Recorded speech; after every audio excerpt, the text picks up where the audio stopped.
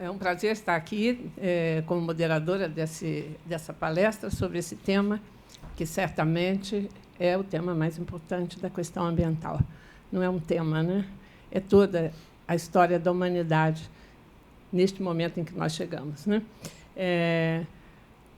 Então, agora em inglês, né? Well, it's a pleasure to be here, né? To moderate this debate about climate change that I believe it is the most important challenge that we have to face in the history of humanity. It is very, very serious. So I will first give the word to our invitee, the president of Portland University, and then for our colleagues, and then we will open the floor for questions and discussions, okay? So please. Thank you very much. It's a pleasure to be here. And since I do not speak any Portuguese, I apologize. And I would ask you to, go like this when you want me to slow down. And if you are really lost, just ask. Again, since I don't speak any Portuguese, do not be embarrassed about not speaking English perfectly, because it's not that easy. I also want to introduce my colleagues who are here. First of all, my wife, Alice Wiewel, who is the state architect for the state of Oregon. Next to her, Dr. Karen Marangel, who is the Dean of Liberal Arts and Sciences. And next to her, Margaret Everett, who's the Vice Provost for International Affairs. Patricia, you're going to advance the slides, or you have a... As you hear, we're going to talk about climate change, and I agree with Professor Marijane about climate change being the most important issue that humanity faces, and one that everyone has to play a role in. Marijane, or Patricia, if you can. Okay, Margaret, can you advance the slides? Thank you. And okay, this is good here. And there are really two big challenges. Two big challenges. One is the actual warming of the planet, which you all know about, and what can we do about it? The second one is, how do we make people aware of it? There are still a lot of people, certainly in the United States, who really are not thinking about it, or who are thinking about it and deny that global warming exists. So creating the awareness of the reality of climate change and global warming is still a very big challenge. You're a little bit ahead of me. Go back two. That's good. That's good. Yes, yes. But first, let me tell you a little bit about Portland State University. We are located right in the heart of Portland, and I'll show you a map in a minute. We have about 29,000 students. I think you have 20,000 students. Yeah, so Portland is about halfway between Seattle and San Francisco. About 2,000 of our students are international students, mostly from China, Vietnam, Korea, India, the Middle East. We had last year about 100 Brazilian students. Portland State. Our top programs are in business, criminal justice, urban planning, engineering, public health. And our graduates go to work for companies like Intel, Nike, and many other governments and schools. We are very proud of our motto. Our motto is Doctrina Urbi Serviat. You are a Catholic university, so you all speak Latin, right?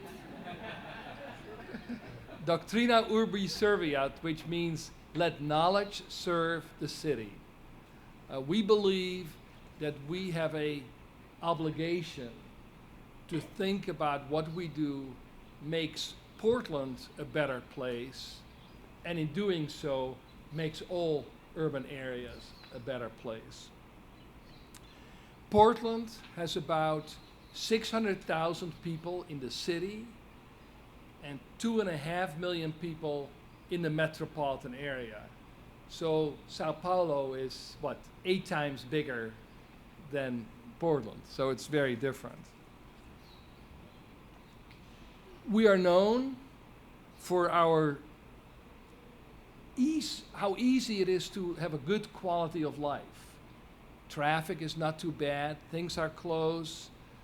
We have beautiful mountains, as you can see, and we are only an hour from the ocean. Perhaps not so different from Sao Paulo. We have a very lively downtown, great coffee, great beer, and a great commitment to sustainability. But it was not always like this. We believe that people really have the power to create their environments. As I call it, the makeability of place. Places don't just exist and continue forever. We can make the city how we want it to be. Portland and Oregon used to have an economy that depended on cutting down forests. We have lots of rain, so we have lots of trees, and for many years, trees were our main product. Then the environmental movement started, and cutting down trees has gone down. We were also an industrial city with a lot of pollution. All of that has now changed. We used to be called Stumptown, the stumps for the trees that had been cut down. Now Stumptown is the brand of coffee that we drink. Since 1990, so 26 years now, the city population has grown by 25%, but carbon emissions have gone down by 16%. So we have managed to grow in people, grow in cars, but cut down on carbon emissions. And I will talk a little bit about why we did that and how we did that.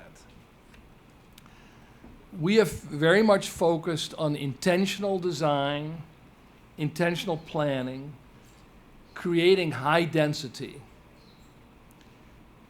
We are, next slide, sure, thank you. We cannot let the city just grow. We have what is called an urban growth boundary around the city.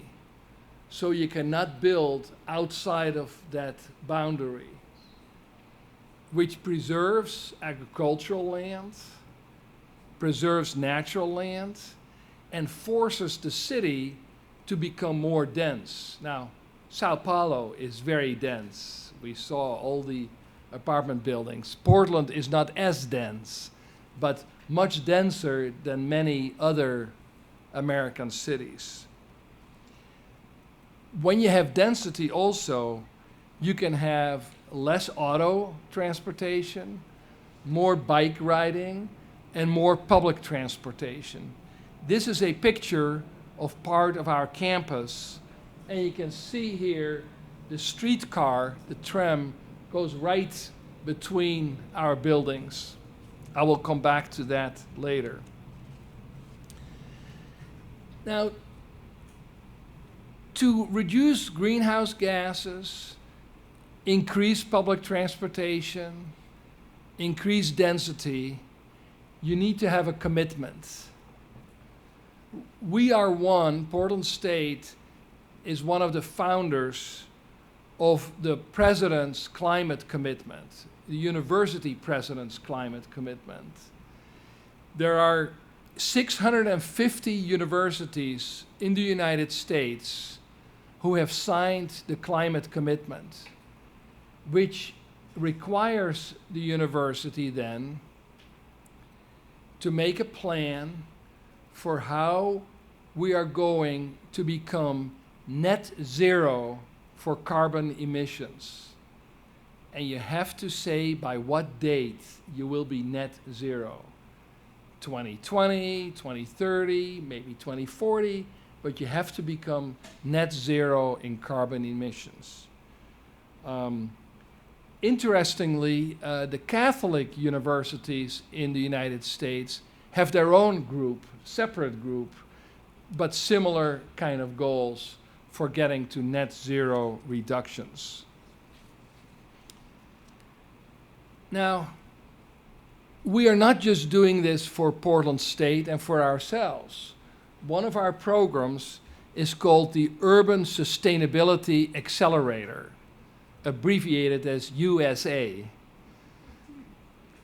through which we work with universities and cities across the country to help them figure out how to become more sustainable.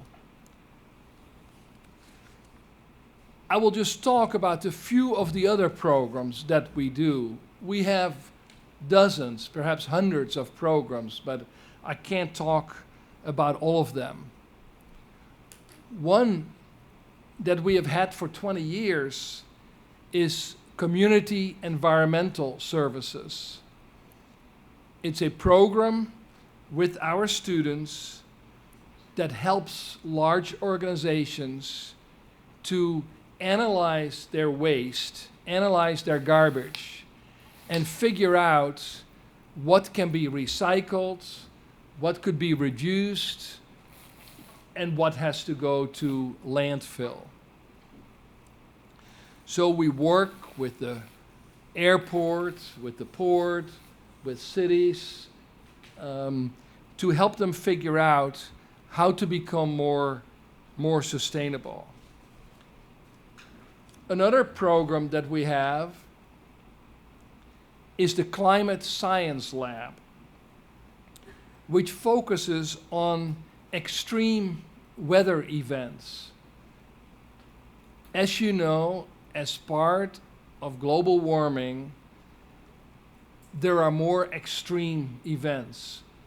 Massive rainfall that causes flooding, which can cause landslides, hurricanes and tornadoes, typhoons that are more intense, droughts, which causes forest fires, all kinds of things. So we're studying how these events happen, which ones are caused by climate change, and which ones are just normal weather patterns. And in fact, we have a large grant from the National Science Foundation to study climate change in South America. So it would be one area that we might be able to work with people. The other big area that we work on is transportation. As you know, transportation is among the biggest causes of carbon emissions. Private cars have been cleaned up a lot, but trucks are still a very big source of carbon emissions. Also, to get people out of their car, you need to make sure that it's safe for bicycling and for pedestrians. So we do a lot of analysis of how to create safe routes for bicycles and for pedestrians. And again, there are many other analyses around transportation that we do. I mentioned public transportation. We are very proud that at Portland State, only 25% of our students, faculty, and staff drive their car to the university. I don't know whether you know for your university what that percentage is. For America, 25% driving a private car is very low, very low. Americans love their cars. But this didn't just happen.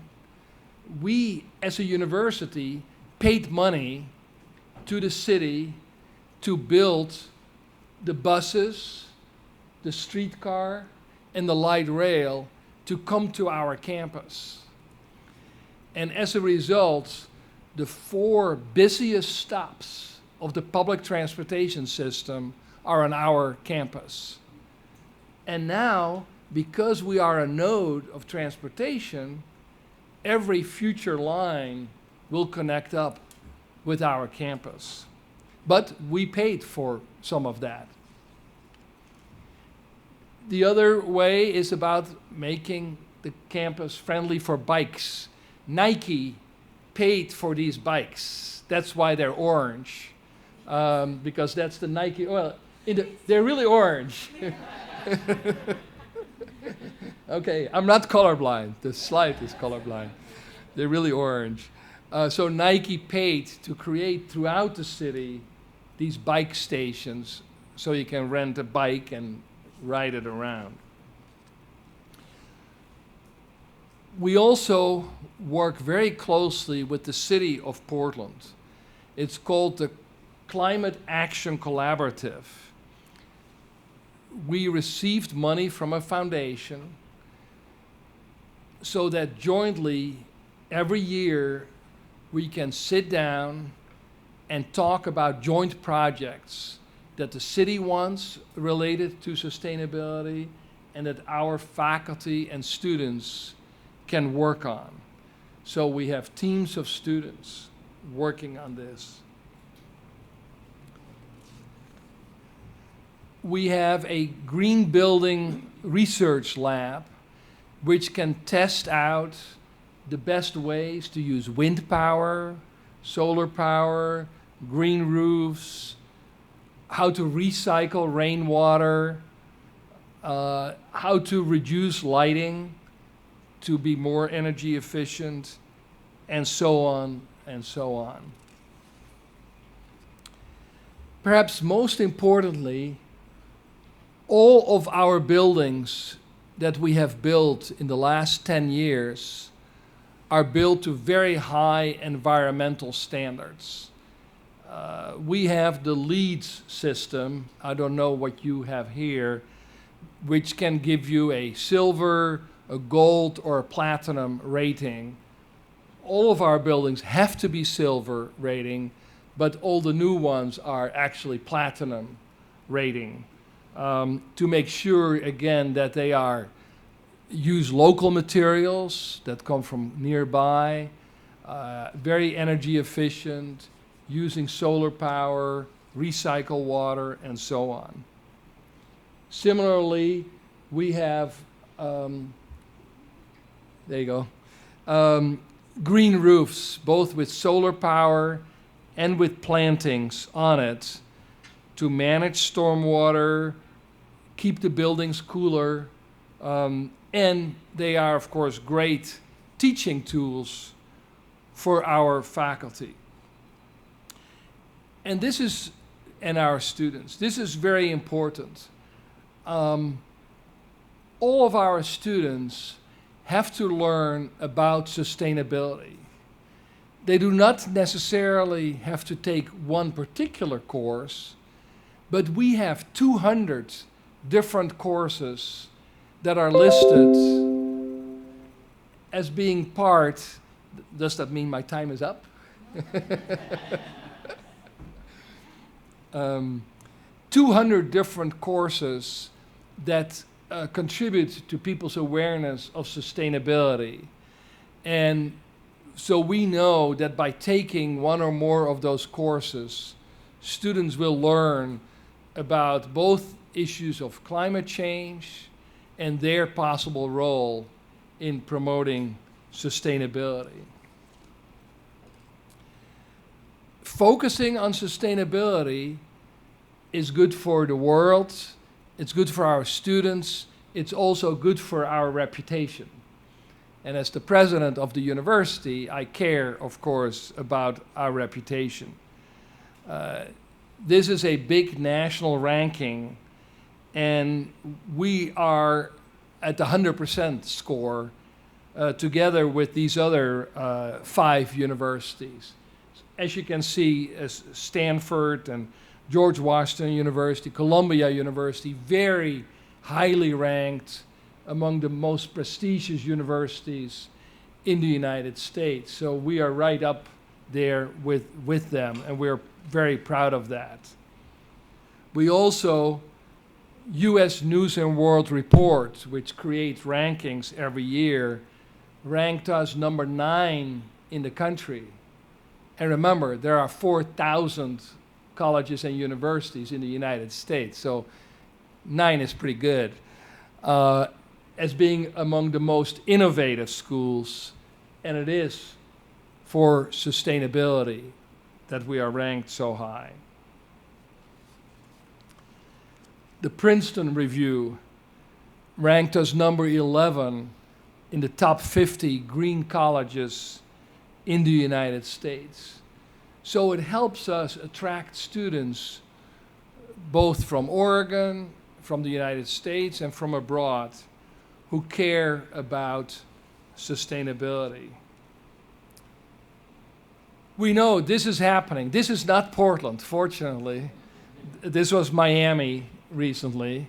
But unfortunately, you could take this picture in many, many places because of the extreme weather events, because of the rise of sea levels.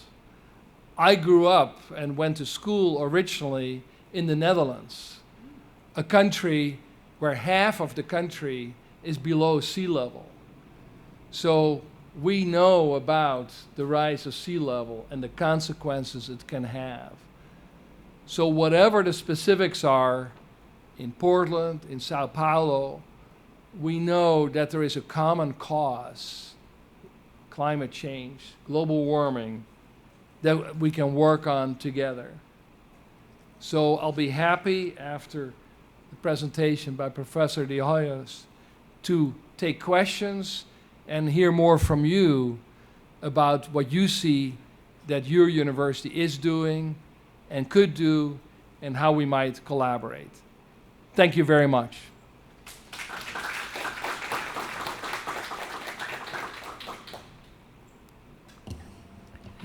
Professor, thank you very much for your presentation. It's really amazing what the Portland University has done until now in this sustainable efforts to face climate change.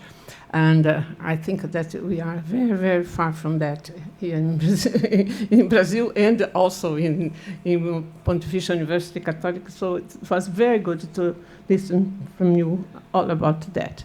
And now we will have our colleague, Professor Arnoldo, that will speak for us. Mm-hmm.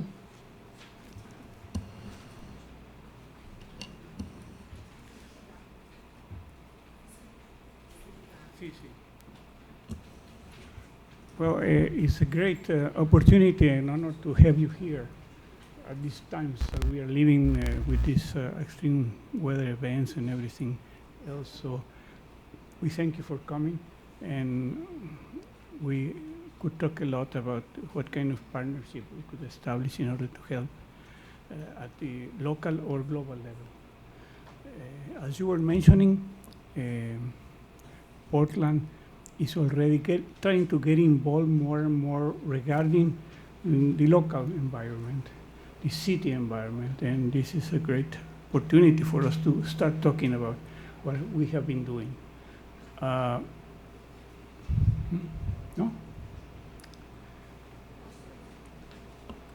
Okay, but anyway, perhaps later on we could show you, because this is not connected, but we have been doing some work at the city level for some time, in the last perhaps 10 years or so, where Brazil started a movement to help develop this idea of sustainability, city sustainability programs for the planning secretaries of the 5,800 cities that we have in the country.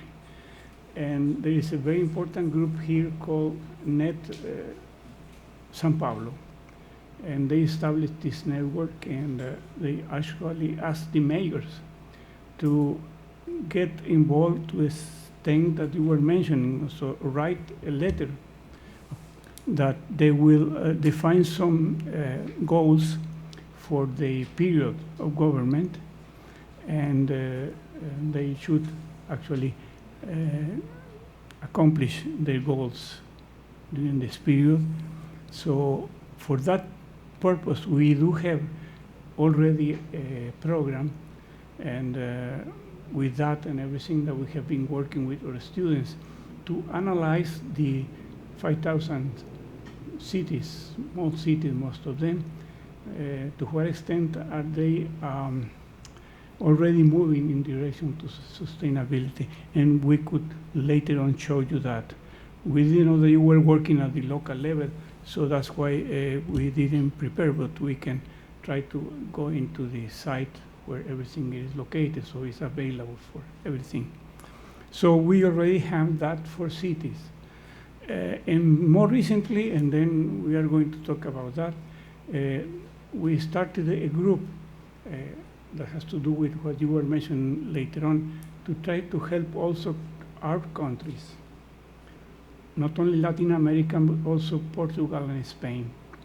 Since we feel that we have some kind of Latin soul, so why don't we join together, and we could then do something for our region. So we start like a think tank for Iberoamerica, and we are going to talk about what we have been doing in relation to that. Okay. So what you were mentioning is interesting, because recently this weekend on Saturday, the president of Argentina went to visit the Pope, and they mentioned that there were three main topics that they were talking about. I don't know if you know, but the Pope is Argentinian. Right. And he has been working a lot for the environment and all that with his encyclicas. And there were three items that were more important: poverty, narco traffic, as you were saying about crime, regulation, and climate change. So you didn't mention poverty. Perhaps you are not living into this kind of condition, but we are very worried about what is going on. So many children are actually undernourished in the world. So we are worried globally in relation to that. So this was in the 15th of October. Yeah. And so this is a topic for today and tomorrow, of course. Okay, so this is the kind of program that we developed after doing that for cities. This is the one we developed for countries. A public management sustainability guide, GPS. GPS because it helps to move in the direction that you should if you want to do something. And this is part of our Ibero-American network, a river, Red Iberoamericana. Okay, and this is what we are going to talk a little bit. Okay, next.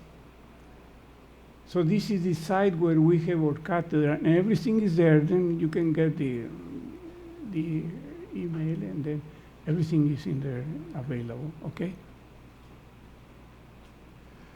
And in this site, there is one that is called about river, Red Iberoamericana, and we have there an observatory. An observatory. Okay. Okay, let's go. at this observatory, we have indicators and we have data bank and we have been doing some analysis. And finally, we are going to talk also about the program that for us is important. It's called PEPG. It has to do with dealing with the first ages to the late ages, caring from the first ages to the late ages, concern for the whole logistic or chain of life. Okay, then we will show you something about that. This is has to do with. Okay, and then in regarding the observatory, and then we show you following.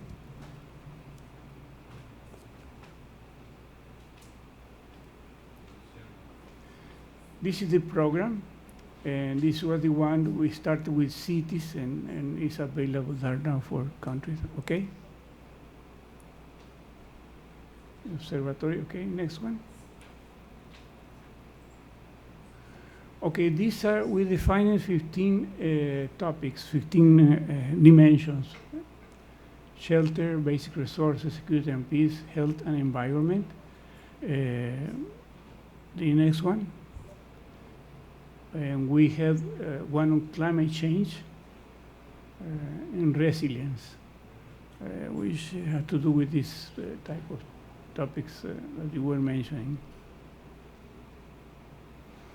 So this is a way to build a strategic planning for the planning secretaries so that they could choose which ones are at a given moment more urgent or more important to work with, and define goals to improve indicators regarding to each one of these. So this is the idea of a program, okay? And so for each one of these topics, we do have something about what do we understand for this, how do we improve it, what are the goals and indicators recommended, and how can we do it? And which are the best practices that you can find around the world. So it's very practical, and this is the way we have the 5 steps. Okay? Okay, so next one. In relation to the indicators, so just to give you an idea, we have a data bank. Okay. This is the kind of indicators we actually, to study the Ibero-American countries, we decided to analyze a data bank with 132 countries, divided into 3 regions: the river, the ABECO, advanced economies, and other countries. Okay, and these are the kind of indicators that we have been dealing. It's about 180 variables that we work with. Fortunately, we have good statistics students to do that. So, by the way, actually, I live at the San Francisco Bay Area for many years. I did my PhD at Berkeley in statistics, so we have a know-how to do that. So this is the way we can help using our knowledge. Okay? So what kind of analysis we have been doing with this data? So just to give an idea. Okay? For example, regarding this dimension of climate change and renewable energies, that they are very closely related. So we have this information, as you were mentioning before, these kind of things, and the idea of the COP21 already indicates that some things might be going on from now on. I don't know. We hopefully. Okay. So we use 2 kinds of indicators for each of these dimensions. In this case, we have something that we call synthetic indicators, actually a collection of a series of variables. And then you have analytic indicators, some of the ones that we found related to this topic, this dimension. Okay. these indicators all have some kind of relationship or similarity in the behavior. We studied 132 countries, studying the correlation between the variables, and so we found some relation between them. So we can simplify this. For example, these are the synthetic indicators, and we found that environmental performance index is closely related to human development index, for example, and governance, of course. So these type of things we analyze to see how can we found a kind of indicators, global indicators, ranking for a ranking. This is what we have been doing. Okay, next one. So for example, with this information, we were able to build a ranking for climate and renewable energies. And for the ranking that we found, this is the 10 best and 10 worst countries. And we have the Ibero-American countries also. The ranking. There you are. Yeah, we are over there. We are not doing as well as we should.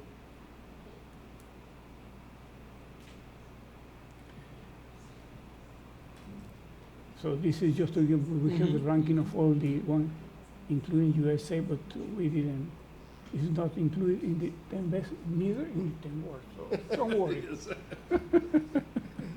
Okay. Next one. So we know about this recent event, extreme event, including because I have a son that lives in Boca Raton in Florida, and a brother that lives in Winter Park near Orlando. So we were very concerned about what was going on at Guatemala extreme event recently. Okay, and this is okay. So this is the one serious problem. The people that suffer more are the ones that are in worse conditions. So this is terrible. So we have to concern about that too. Poverty. Okay. The other one that is related to this theme of is resilience. How do we build resilience? Okay. And define. I just mentioned the ability to quickly recover from natural disasters. Right? Okay, which are becoming more common today, right? Many other reasons. Okay, so we have been using particularly this global climate risk index, and that shows these countries are somehow more vulnerable. And the amount of people and losses of almost 3 trillion. So it's a very serious problem. Okay. Here are the problems of hurricanes. Just to give you an idea of to what extent they are cyclic or not, and what can we expect for the next few years on. Okay. And this is something that our friend Ladislao, that is here, another professor, likes to see and show that there is a convergence of many of these trends, that one affects the other and makes things more exponential in relation to the impacts. Okay? This is a 300-year. 300. And this is something that we know that the U.S. is trying to do. At least Obama proposed this clean power plan and also the climate action plan. But there are many difficulties to implement this because there are lobbies, very strong lobbies there. And so it's hard to do things, particularly nowadays with the change of government that you are going on. Okay. Well, something of the power plant, the importance of doing that. Okay, next one. Well, we know that one of the concerns, at least we have here, and I think in all the region that you are living in California because of the drought, is the impact on food production, because this affects a long part of the country also. And we have the food futures, the study that they are doing at Stanford, and also FAO has been also talking about that. FAO is committed to create a climate change corporate strategy. So this is important. I don't know if you have been getting involved with this too, but I think that I believe it's important. Okay. This is recently mentioned by Graciano, the FAO director. He is a Brazilian, and he has been very much concerned about the problem of food for many decades. So this is something that is because the problem is also lack of food means increase on the price of food, and this affects many people. So okay. Well, and then there are some people that are concerned, like Lau and another person from the UNICAMP professor, regarding about what is the basic, source that we need to deal with, if we want to change systemically. We need to do systemic changes. And we know that there is some problem with the way we deal with economy. So this is something that we should be concerned to, how things work at the economy level and how financial systems actually are taking care of most of the dynamics of today. So, okay. This is a professor, a very important professor from another university. Well, and then something about the World Economic Forum Global Risk. They have these categories, and this is the problem: the disempowered citizens and the impact of climate change. What are the effects of this regarding social cohesion? And this is we are very worried about that.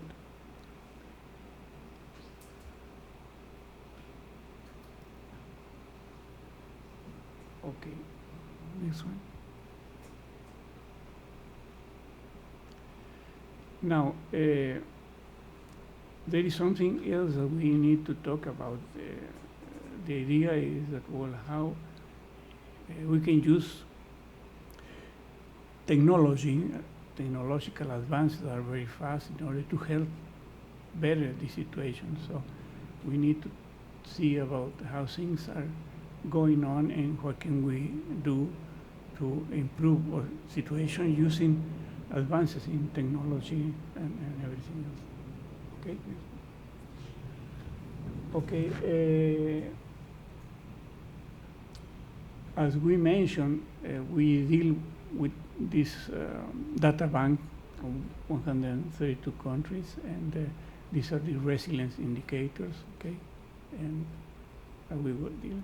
And we can compare and see where are we doing better or not. And we have the ABECO advanced economies like the US, and our country is part of the river. So one of the problems that most serious problem that we consider is the governance. In the governance, there is a lot of difference between our country, kind of countries, and the advanced economy. So we have a challenge with that. But also perhaps vulnerability and environmental performance. Okay, next one. Okay, so resilience, we can have this information. These are the ones that we found that are doing better and worse.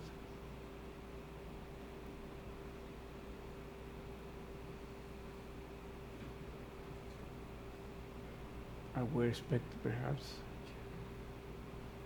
as you mentioned,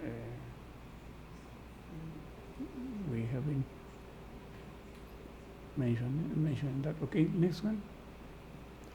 And regarding our countries, this is where we are located. Brazil also is in the middle again, like in the other one.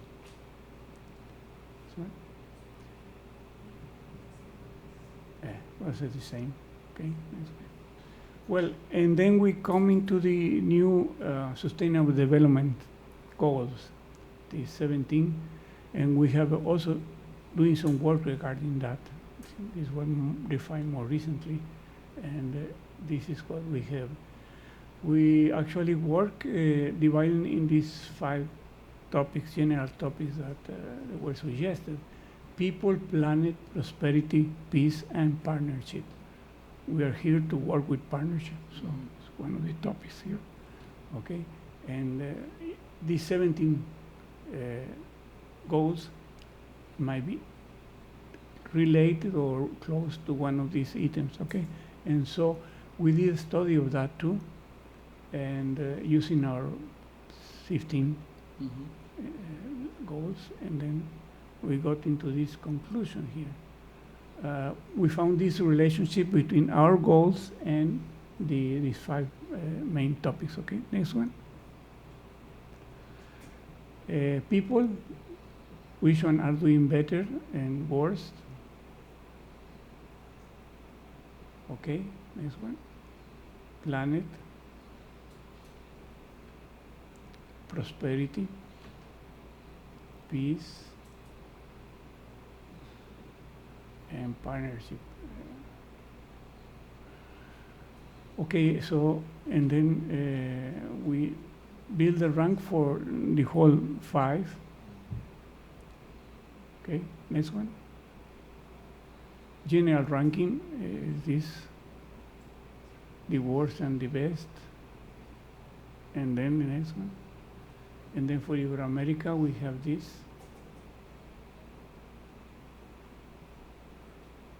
Already from the point of view of sustainable development goals.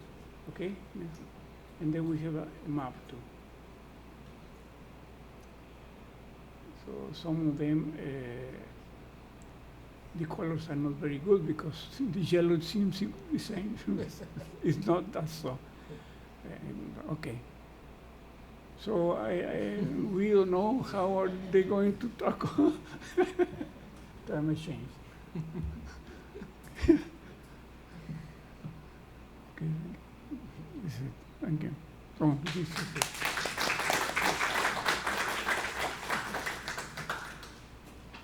Well, besides that, a few years ago, 8 or 9 years ago, as you were mentioning, we decided to try to start a program like for accelerating, like the one that you mentioned, accelerating urban sustainability accelerator. Right? So we also had one for trying to accelerate sustainability, to start from the universities, a 5 steps program to accelerate sustainability. And to a certain extent, I already were able to develop some of these, but this is something, a plan that we developed about 8 or 9 years ago. Maybe might be helpful to talk about that. Okay, thank you. Thanks very much, Professor Arnoldo.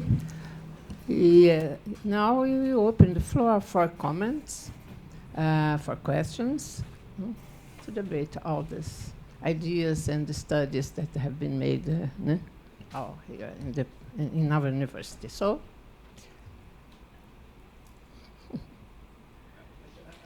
Ladislau, estão pedindo para vir falar aqui para poder gravar.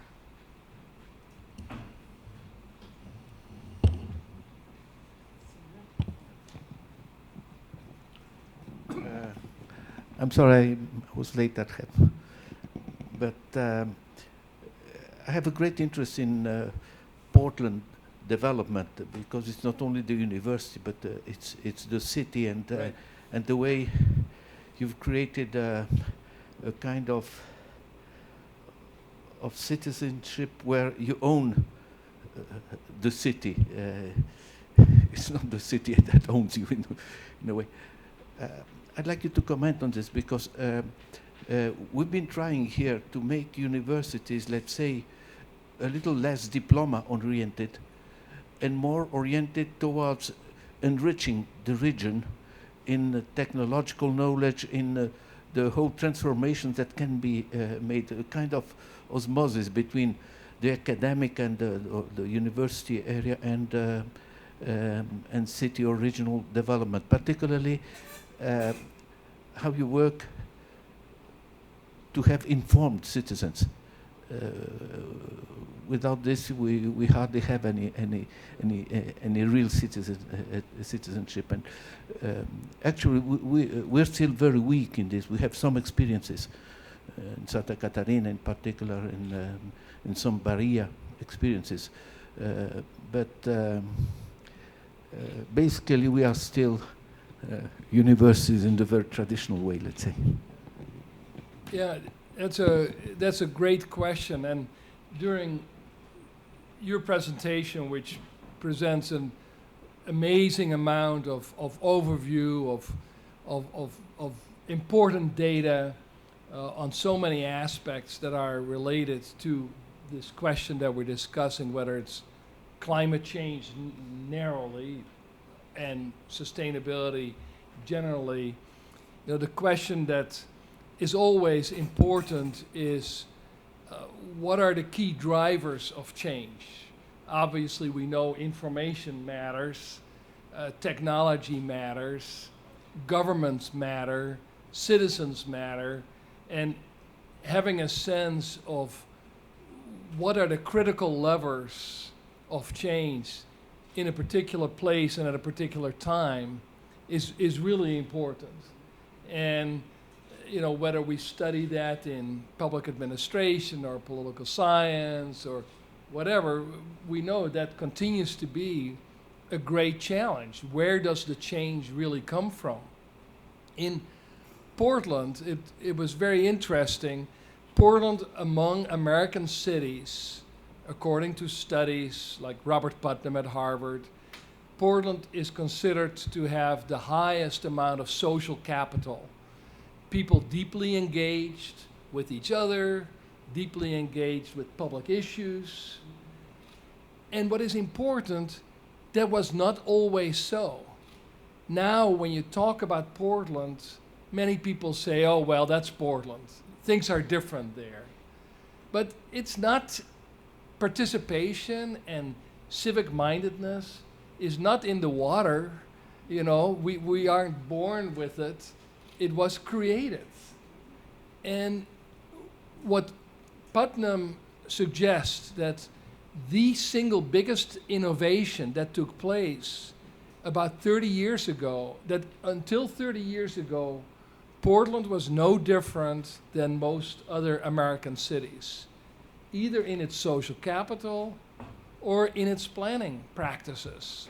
It was growing, was sprawling, automobiles, we had highways that were going to cut through neighborhoods. We had highways right by the riverfront. We were like any other rapidly deteriorating, ugly American city where people didn't care or didn't have, maybe they cared, but they didn't know how to care. They didn't have the tools.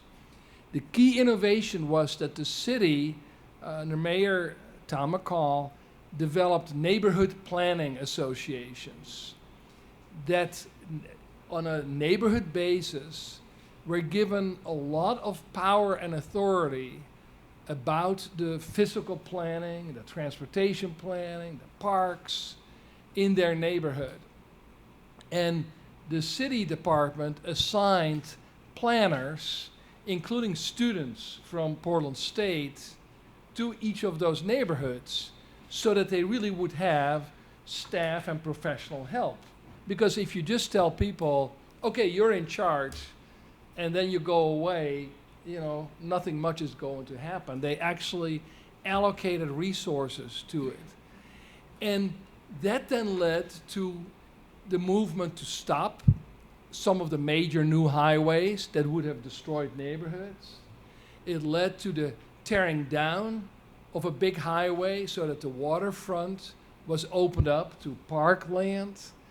And that became part of the whole environmental movement that stopped all the logging and clear cutting, and that ultimately created the urban growth boundary, which stopped the sprawl of the city. Now, there are 20 books, 100 books written about this. I give a very brief summary of a very, yes, complicated process. But so that is became the climate of Portland. Now, at Portland State, what happened at that same time, and I think these things are related, in the mid-1990s, we changed the curriculum.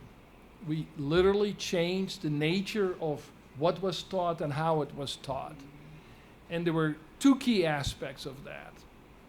One was to require all students to take interdisciplinary introductory courses. As you may know, at many American universities, during the first 2 years, students take a social science course and a science course and a humanities course as part of their general education, and these courses have nothing to do with each other. They don't talk to each other. The professors do not talk to each other. We created it where students take a topic, clean water, sexual assault, governance, and they study that topic for a year. And in studying that, they get the social science aspect and the humanities aspect and the science aspect. And so it's an integrated approach. It doesn't always work perfectly. There are challenges. I'm not saying it's, nirvana, but it got rid of that isolation, and it was very focused on actual problems and issues that exist in the city. And then the second big innovation, this is the first year. And there is another different version of it in the second year. And then in the fourth year, we have the capstone project, where students have to work as a team. You have to work as a group, it's not individual, with an external organization. It can be a business, a social service agency, a unit of government. And again, you work on a real life project, not a hypothetical, academic exercise. So that means that our students get that real life exposure, which makes them more aware citizens, but it also means that our faculty have to work with these external partners because they have to develop these projects. They can't just sit in their library or their laboratory. They have to become engaged, and over time that has meant that Portland State attracts faculty who want to work with external partners, who don't want to be just single, laboratory or library people. Business and community organizations are receptive. Very receptive, because it gives them free labor, free studies, which often is good, sometimes is great, and sometimes, it doesn't work. It happens. But so they get a lot out of it. So every year we run about, at the undergraduate level, 250 projects with about 5,000 students, maybe 4,000 students, doing these kinds of projects. And that's only at the undergraduate level. At the graduate level, there is more, and it's organized differently. But so that has created a civic culture in the university that is very externally oriented, and a receptivity on the side of the community, of the city, the larger urban area.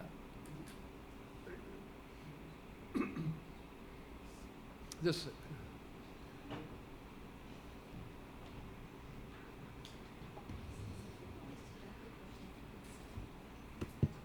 Oh, you could, yeah.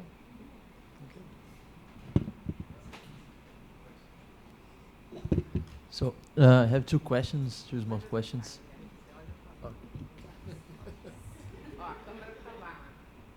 All right.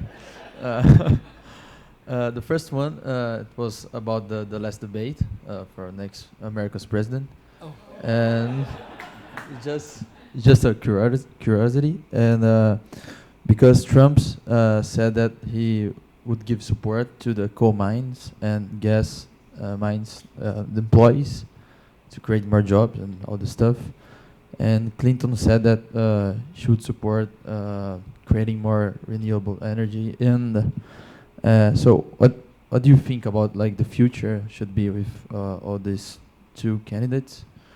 And the another question is if you what do you think about electric energy through the nuclear power in maybe in 20 years, thinking on now? Yeah, so, two questions.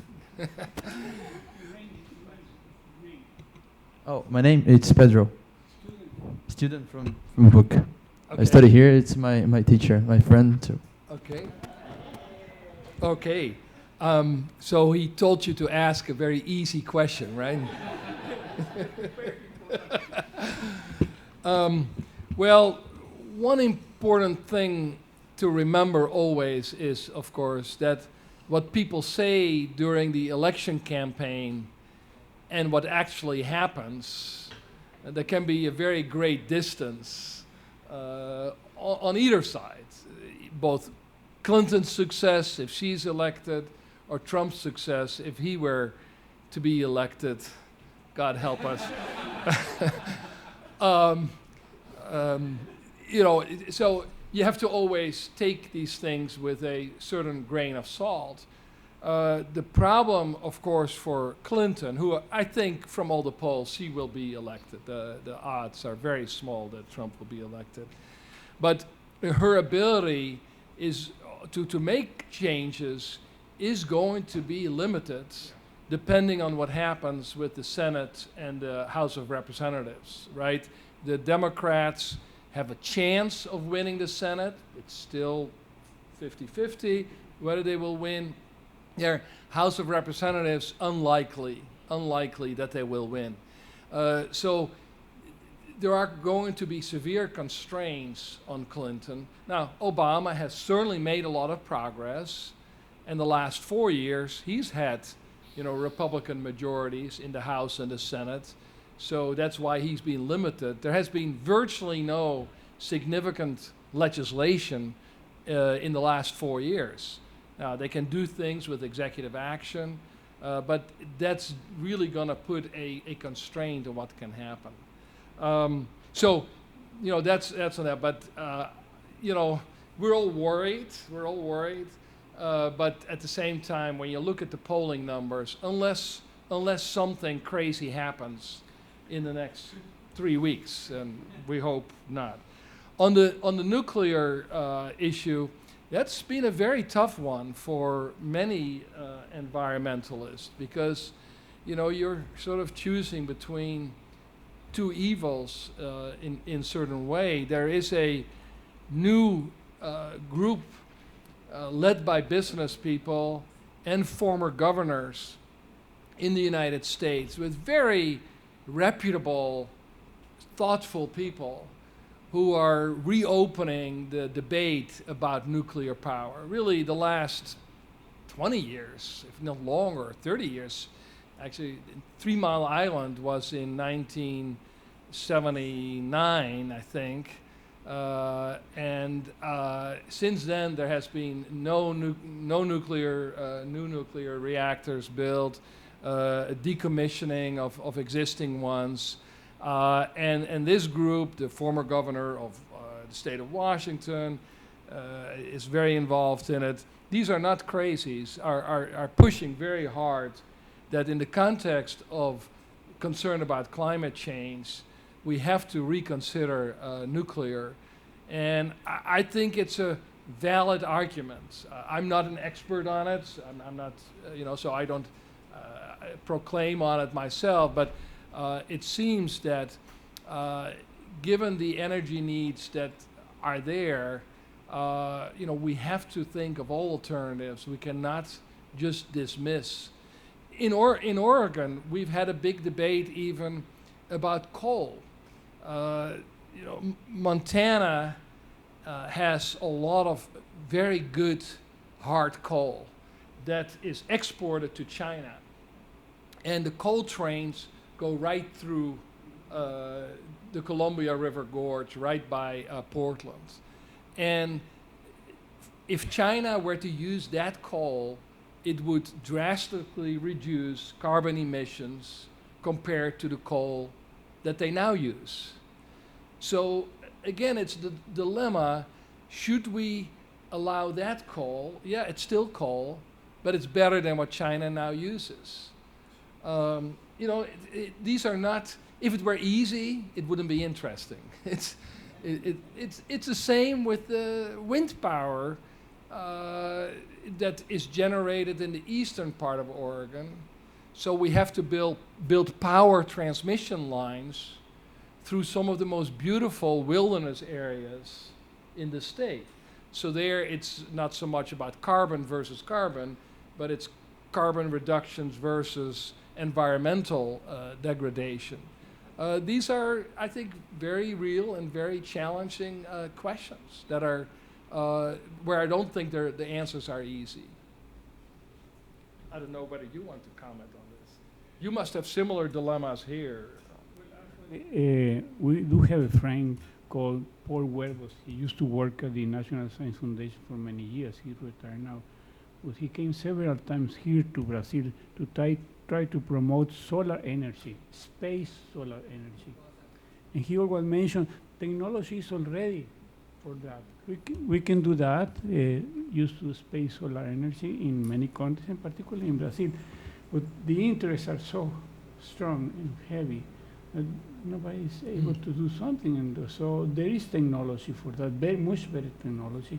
The Japanese are trying to do that, and the South Koreans are trying to use actually sea algae. So there are alternatives, but people are not so much interested. Right.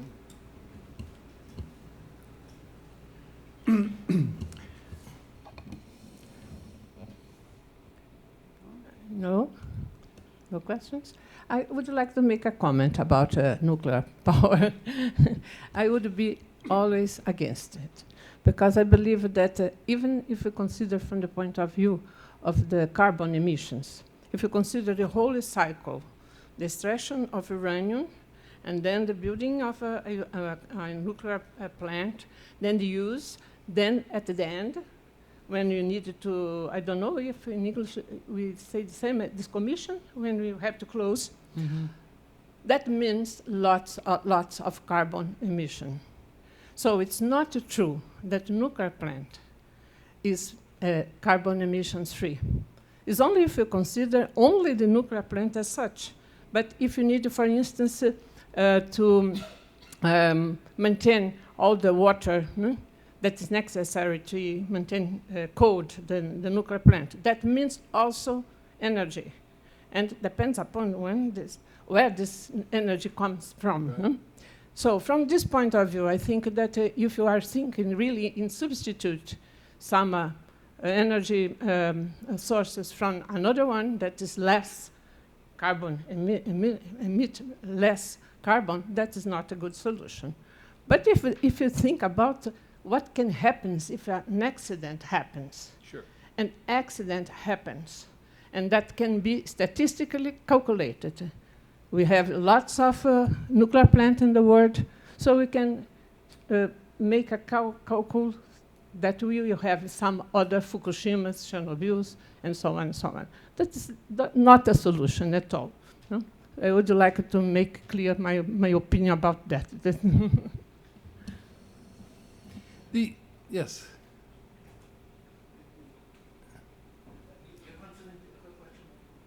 I wanted to go back to the university community issue. Please. No, this is a key issue for us. I mean, you're a university, and you're in a university that is working with the city and changing the way the development happens in Portland. I would like to comment first how far, for example, Jacksonville has some experiences. I followed some. is this happening in other parts of the U.S.? Is there some kind of university culture change? Let's say instead of just diploma and how good salaries a guy will get. For example, I would like also to make this question dash suggestion. Could we have, for example, 3 people from our university here, from the Catholic University here, visit your university, spend a few weeks there, and see how this building, because this simple issue on the first year and fourth years, how you connected the university. I am very centered that this has happened in Santa Catarina. I've worked on this program. Instead of making regional development plans in Santa Catarina, we put regional universities in charge of developing these plans. So for the first time, the professors had to go out of their university and see what's happening where they're living and what the projects can be. So I would like you to... Three points related to your question. First of all, of course, we would be delighted to host visitors from your university. So we'd be delighted to do that. Yes, it is a national movement. We have an organization called the Urban Serving Universities, which is 65 universities around the United States. It includes universities like the University of Illinois at Chicago, which is a large urban university, Wayne State University in Detroit, University of Indiana, Purdue University in Indianapolis, University of Massachusetts, Boston, all universities like Portland State, several of the California state institutions.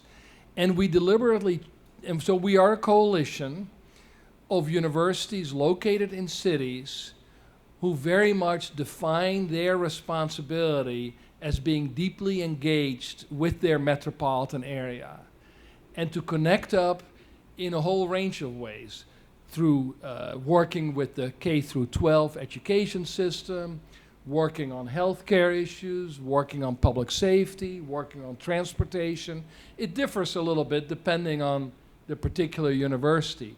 But the very fact that we called it the Urban Serving Universities, that indicates that we know where we are located, and we take that with pride as a key piece of our identity, as opposed to there are still many other universities in the United States also who just want to be the best globally, and they don't really care much about where they are. That's just a random accident of where they are.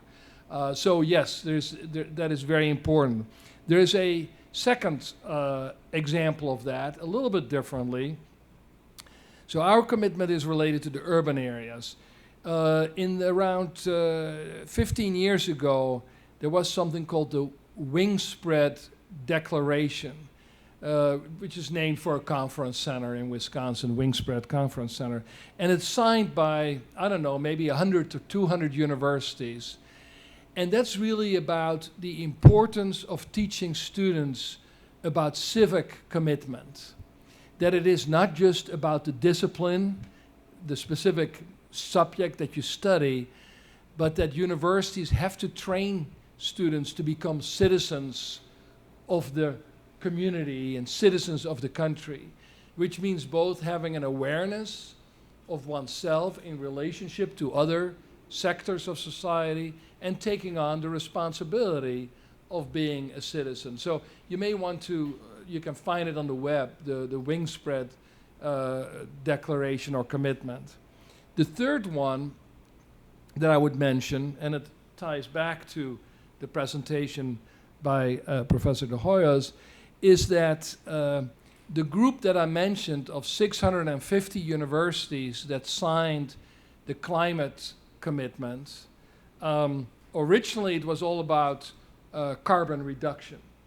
Now we have actually split it into two, where the carbon commitment is one, and the second one is the resilience commitment. Because of the increased realization that climate change is happening, we are not stopping it. We're doing what we can, but we're not stopping it. So we need to be resilient. And a key part of the resilience commitment is that we have to develop a resilience plan jointly with the city or the county where we are located. So again, it's getting away from the university as an enclave, as the,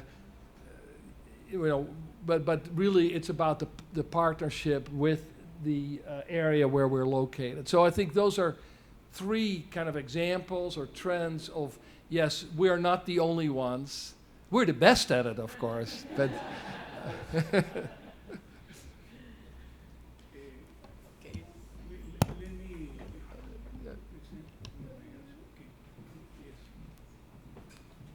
Please. Hello, I'm Alice Wiewel. I'm fascinated by the contrast of your presentations.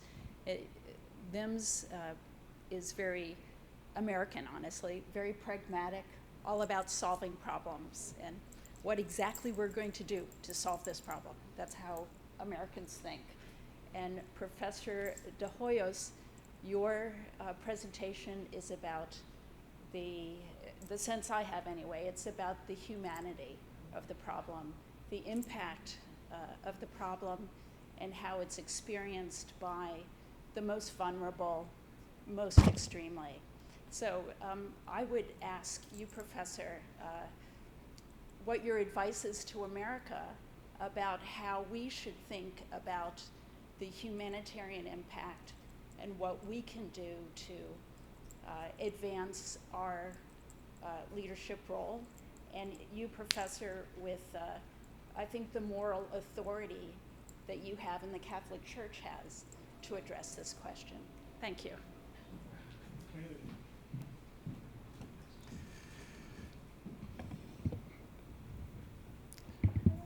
This is an interesting question since it deals with what is the process of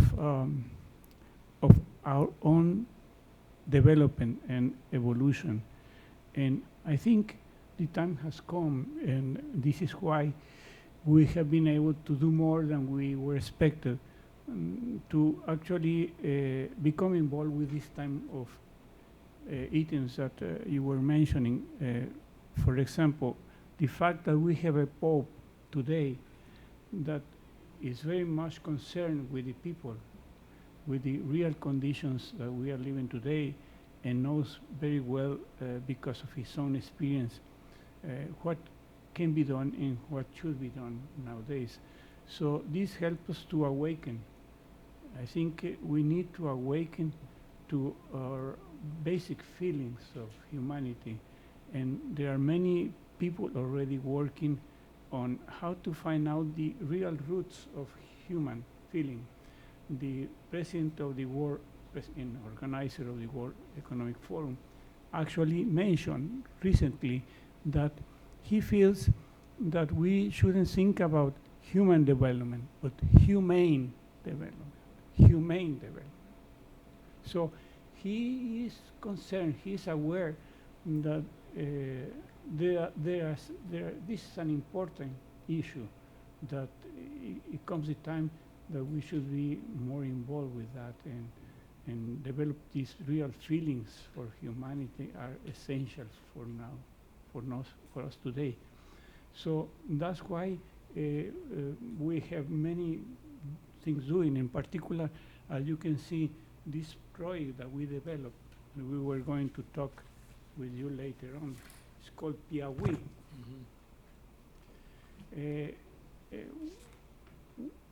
Since we're starting to happen in people that were involved with early ages and late ages, become close to us and ask us, why don't you do something to help caring this idea of a caring society, not only sharing society, caring society.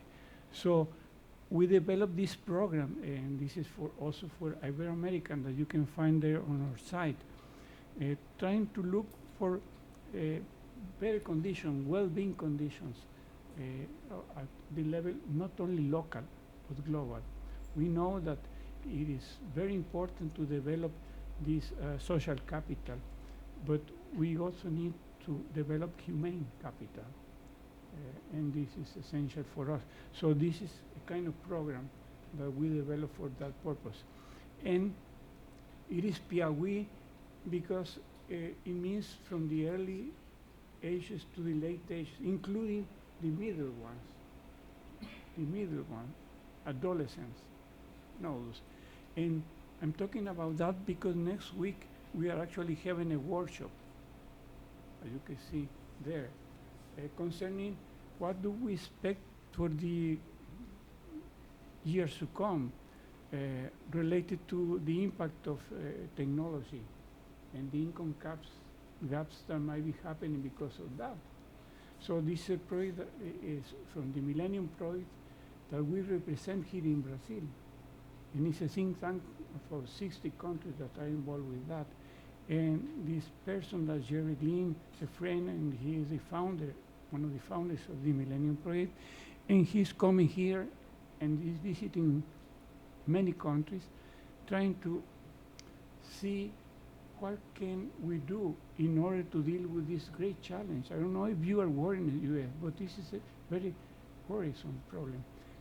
Unemployment that is going on in countries like Spain, for example, and that is having a lot of impact on people getting suicide rather than other things. So we are very concerned about the future of technology, the impact of technology, and that will be happening in the world today. I don't know if at university you are actually dealing with this great challenge.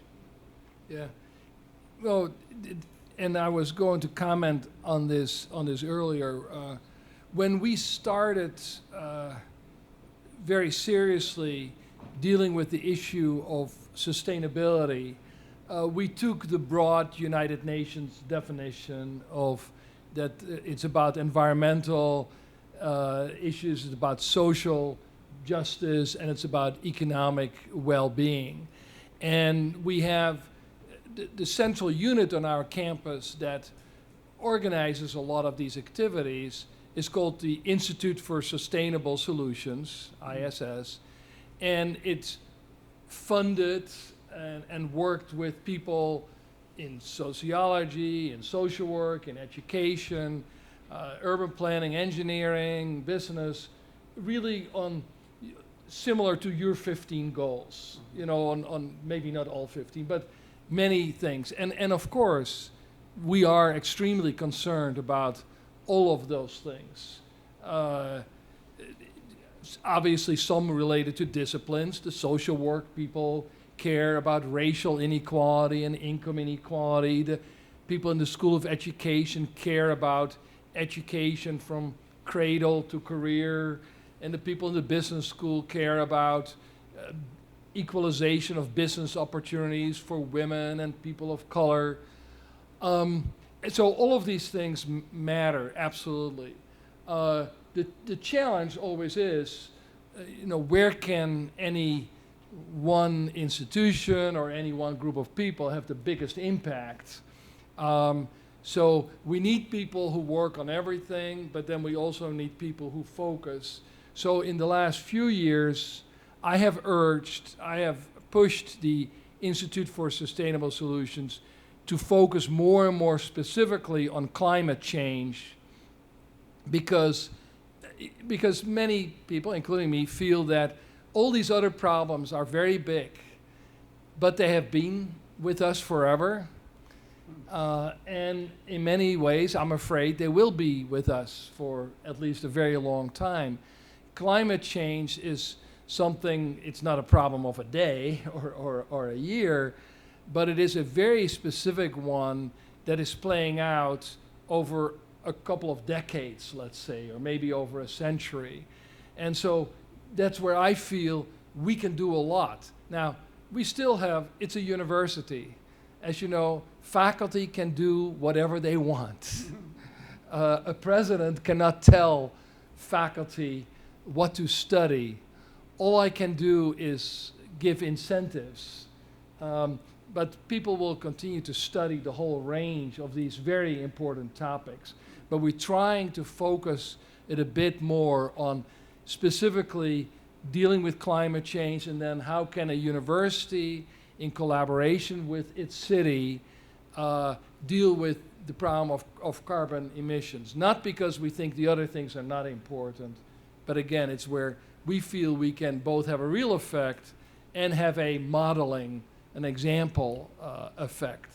So that's our focus. No, I actually understand. Recently, the president of the World Bank mentioned that advance in technology will kill many jobs in developing countries. He didn't say in developing countries. So maybe you need to be concerned about what are we going to suffer over here. There are plenty of things to worry about, for sure.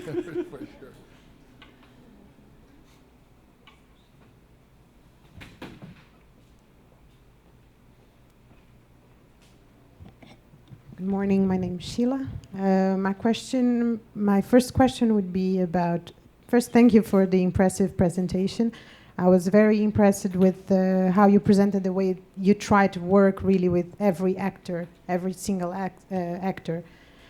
So my first presentation would be about if you're aware of universities in the South Hemisphere or in developing countries that have such a similar green approach, because that would maybe be an inspiration for us here.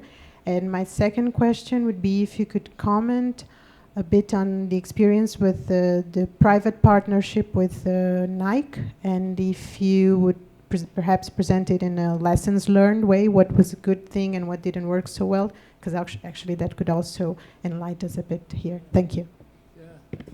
Yeah. Great questions. I do not immediately, I'm sure there are universities in Latin America who do things like this. There must be, but I do not immediately know. We have focused a little bit more on collaboration in some Asian countries and try to encourage, we've had some discussions there, try to encourage a similar activity like the President's climate commitment. But just like your question also suggested, just like here in Asia also, many universities are focused more still on the academy itself and not as much on the creating connections with the rest of the city or their province or their country, whatever the case may be. So I'm afraid I cannot give you a specific name. On the partnership with Nike, on the bicycles, that was a citywide. It wasn't ours alone. We participated with the city of Portland.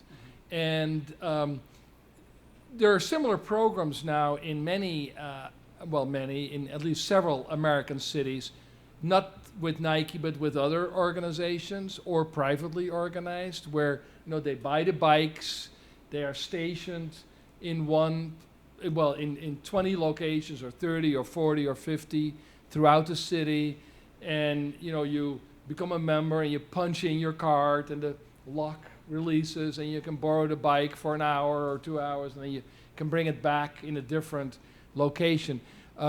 The good thing about Nike was because they are located in the Portland area, they're located just outside of the city itself. So they put up all the money to buy all the bikes and buy all the technology. One of the lessons learned was that Portland, even though we are very progressive and advanced, we were not the first city to develop this system. New York had it before we did, Chicago had it before we did, Washington, D.C., Indianapolis. And the advantage of that is that our system is better because anytime you're the first one, right, there are problems with the technology, with how it's maintained, of how you advertise. So unfortunately, one of the lessons is that sometimes it's beneficial to be slow and not be on the bleeding edge of a new technology.